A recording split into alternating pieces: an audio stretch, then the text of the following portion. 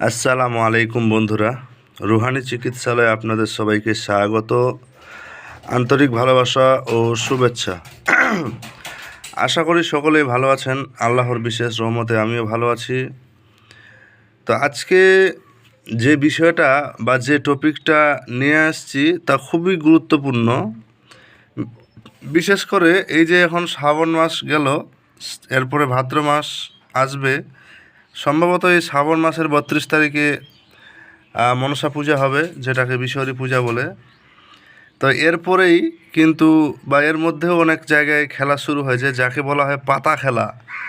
আসলে এই পাতা খেলাটা কি, এটা কিভাবে খেলে, কোন মন্ত্র পড়তে হয়, এই খেলার জন্য কি করতে হবে, বিস্তারিত বিষয় আপনাদের মাঝে আমি তুলে ধরবো। পর পর করে বিষয়গুলো সুন্দরভাবে শুনবেন, বুঝবেন এবং মন্ত্রর বিশেষত্বগুলো জানবেন। একটা জিনিস মাথায় রাখবেন, যে কোনো জিনিস যদি সঠিকভাবে না জানেন, সঠিকভাবে না বুঝেন, এর বিশেষত্বটা কি, এই সব বিষয় যদি না জানেন, তাহলে কিন্তু আপনারা বিপদের মধ্যে পড়ে থাকবেন বা আপনারা একটা হতাশার মধ্যে ভুগবেন। ঠিক বিষয়টা এরকম। কথা বুঝতে পারলেন? তো এখন দু চারটা কথা বলে ফেলি। অনেক ব্যক্তি আছে যারা এই তন্ত্রমন্ত্র লাইনে কাজ করে, কিন্তু তারা এখন পর্যন্ত পাতা খেলার পটা জানে না, পাতা খেলার সত্যতা এখনও বুঝে না।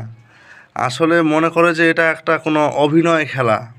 অনেকেই মনে করে এই লাইনে কাজ করে, অথচ কোনো নলেজ জ্ঞান বলে নাই। তারা হচ্ছে ডিজিটাল যুগের ডিজিটাল চিন্তাভাবনা নিয়ে ব্যস্ত। খাঁটি হচ্ছে মাটি, আর মাটিতে যেই জিনিস উৎপন্ন হয় সেটাই হচ্ছে খাঁটি। কি বুঝলেন? খাঁটি মাটি আর মাটিই হচ্ছে খাঁটি। তাইলে এই পাতা খেলার বিষয়টা ঠিক কিছুটা এরকম। অনেকেই তন্ত্রমন্ত্র লাইনে কাজ করে, কবিরাজি লাইনে কাজ করে, অনেকেই আলেম মুদাম্বির বিশাল বিশাল জায়গায় পৌঁছে গেছে। তবে হ্যাঁ, অনেকে এই জিনিসটা বলে থাকে এই পাতা খেলাটা নাকি কালো জাদুর অন্তর্ভুক্ত বা কালো জাদু সরাসরি এটা বলা হয়। তো এই বিষয় নিয়ে আমার কোনো তর্ক বিতর্ক নাই, যেহেতু এটা প্রদর্শনমূলক খেলা বা এই মন্ত্রের খেলার শক্তি নিয়ে এখন পর্যন্ত আমাদের দিকে প্রচলিত হয়ে আসছে। আমি এই নিয়ে বিশেষ করে অনেক ভিডিও আপলোড করা রয়েছে আমার। এই যে সামনে ভাদ্র মাস আসতে চলেছে, এই সময়ও পাতা খেলা কিন্তু শুরু হবে। তো প্রথম প্রশ্নের উত্তরটা দিয়ে দেই এবং উত্তর দেওয়া শুরু করি এবং মন্ত্র সব কিছু বলি। তো তার আগে ছোট্ট একটা রিকোয়েস্ট, যদি আপনারা চ্যানেলটাতে নতুন হয়ে থাকেন অবশ্যই সাবস্ক্রাইব করবেন। আর সাবস্ক্রাইব যদি আগে থেকে করে থাকেন তাহলে আপনাকে জানাই অসংখ্য ধন্যবাদ। পাতা খেলা কি? পাতা খেলা আমরা গ্রাম ভাষায় বলি হাত খেলা, ঠিক আছে? বান মারামারি খেলা, এটা বিভিন্ন জায়গায় বিভিন্ন নামে প্রচলিত, ঠিক আছে? তবে পাতাটা হচ্ছে গুপ্ত ভাষা বা এই মন্ত্রের ভাষা, এবং এই পাতাটাই সঠিক কথা। এই পাতা খেলা বলতে একটা গোল করে একটা চাকল বানানো হয়, ঠিক আছে?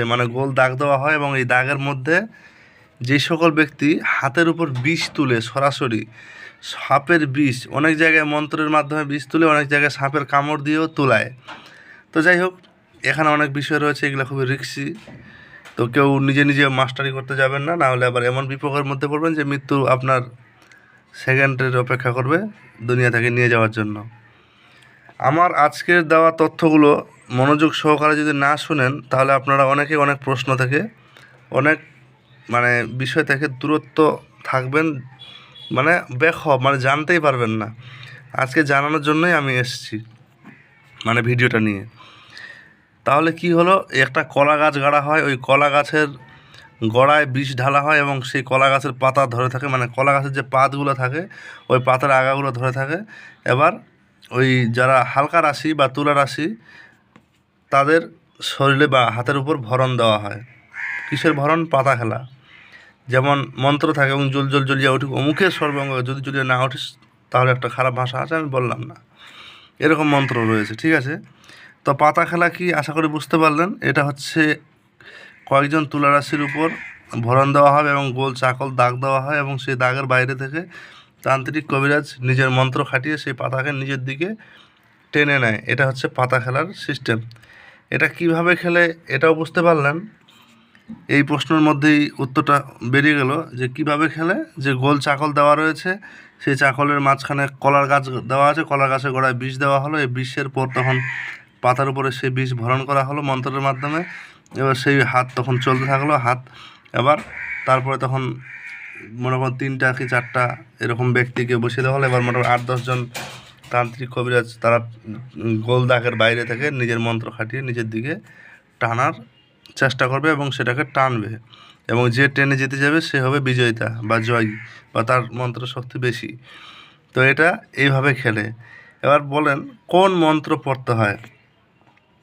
এখন কোন মন্ত্র পড়তে হয় বা এর জন্য কি আলাদা কোনো কিতাব রয়েছে আর কিছু? না ভাই, আমার দেখা মতে, আমার জানা মতে, আমার এতদিনের অভিজ্ঞতা অনুসারে আমি কিন্তু সরাসরি কোনো কিতাবের খোঁজ এখন পর্যন্ত পাইনি। আমার কথা বুঝতে পারলেন? তো আমি এখন পর্যন্ত কোনো কিতাবের খোঁজ পাইনি, আর আপনারাও পাবেন কি না আমি তা জানি না। তবে এই খেলাটার, এই বিদ্যাটার বিশেষত্বগুলো বিশেষ কোনো গুরুর দ্বারা প্রশিক্ষণ করে এই খেলাটা শিখতে হয় বা এই মন্ত্রগুলো অর্জন করতে হয়। এই মন্ত্রের পাওয়ারটা এরকম হয় যে সরাসরি আপনি মন্ত্র মারবেন, সরাসরি মন্ত্র আপনার কাজ করবে এবং ফল দেখাবে, এবং লোকের মাঝে আপনি একজন ওস্তাদ গুণ হিসাবে প্রচলিত হবেন। ঠিক আছে, এই বিষয়গুলোই হচ্ছে আসল বিষয়। এখন যদি আপনারা না বুঝেন, না জানেন, এই জিনিসটাকে অবজ্ঞা করে চলেন, তাহলে এক কাজ করবেন, আপনাদের যদি বিশ্বাস না হয় তাহলে যেখানে পাতার ভরণ তোলা হয়, যে ওস্তাদ থাকে ওখানে, যে ভরণটা তুলে দেয়, তার কাছে গিয়ে বলবেন যে আমি ভরণ তুলব।